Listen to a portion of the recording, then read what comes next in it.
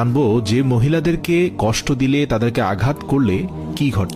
হযরত আলী রাদিয়াল্লাহু তাআলা আনহুর কাছে এক ব্যক্তি আসলেন এবং তার দুই হাত রেখে একত্রিত করে বলতে লাগলেন, ইয়া আলী, আমার বিবি আমার ঘরের ঠিকঠাক মতো দেখাশোনা করে না, সে আমার কোনো কাপড় পরিষ্কার করে দেয় না এবং সে ঘরের জিনিসপত্র ঠিকঠাক মতো গুছিয়ে রাখে না। তাহলে কি তার সাথে আমি রাগ করব না? তাকে কিছু মারপিট করা উচিত না? এতটুকু বলার সঙ্গে সঙ্গে হযরত আলী রাদিয়াল্লাহু তাআলা আনহু বললেন, কে বলেছে তোমার বিবির উপর তোমার ঘরের কাজ করা ওয়াজিব রয়েছে?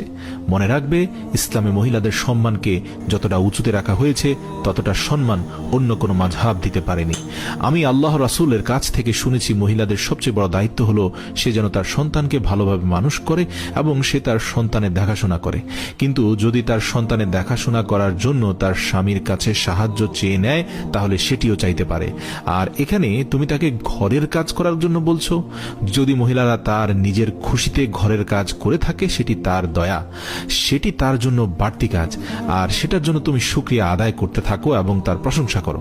আমি আল্লাহ রাসূলের মুখ থেকে শুনেছি যে সময় মহিলারা নিজের ঘরের কাজ করে থাকে সে সময় আল্লাহ রাব্বুল আলামিন ফেরেশতাদেরকে পৃথিবীর মাটিতে নামিয়ে দেন আর বলেন, যতক্ষণ পর্যন্ত এই মহিলা তার স্বামীর ঘরের কাজ করতে থাকবে ততক্ষণ পর্যন্ত তুমি তার জন্য ইবাদত করতে থাকো, আমি এই সকল ইবাদত তার আমলনামায় যুক্ত করে দেব। সুবহানাল্লাহ। আর সেজন্য যদি কোনো মহিলা তার নিজের স্বামীর ঘরকে নিজের ঘরের মতো আগলিয়ে রাখে সেটি তার জন্য এই পৃথিবীর সর্বশ্রেষ্ঠ ইবাদত হয়ে যায়। এটি মহিলাদের খুব সুন্দর একটি নৈতিকতা যে তারা স্বামীর ঘরকে জান্নাত বানিয়ে রাখে, তোমার বাচ্চাকে খুব সুন্দর করে মানুষ করে গড়ে তোলে।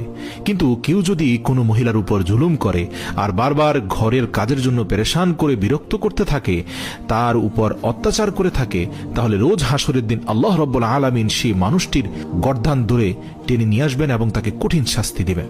আর দোজখের একটি দরজা তার জন্য খুলে দেওয়া হবে। তখন এটি বলা হবে যে এরা সেই ইনসান যারা নিজের স্ত্রীর উপর অত্যাচারের জন্য হাত উঠিয়েছে। এরা হচ্ছে পৃথিবীর সবচেয়ে বড় কাপুরুষ যে তার দুর্বল স্ত্রীকে ভালোবাসায় আগলে নেওয়ার বদলে অত্যাচার করেছে। প্রিয় দর্শক, এবার আমরা একটা ঘটনা জানবো। সেটা হচ্ছে হযরত আলী রাদিয়াল্লাহু তাআলা আনহু রাস্তা দিয়ে হেঁটে যাচ্ছিলেন, তখন দেখতে পেলেন একজন ব্যক্তি তার স্ত্রীর উপর অমানবিক জুলুম করছে। তখন হযরত আলী রাদিয়াল্লাহু তাআলা আনহু তার কাছে গিয়ে বললেন, হে ব্যক্তি, আল্লাহকে ভয় করো। তোমার পেরেশানি, তোমার দরিদ্রতা এবং তোমার রিজিকের বরকত কমে যাওয়ার কারণ একটাই যে তুমি তোমার বিবির উপর জুলুম করছো। মনে রেখো, বিবির উপর জুলুমকারীর ঘরে আল্লাহর রহমত আসে না, বরকত আসে না, দারিদ্রতা তাকে আঘাত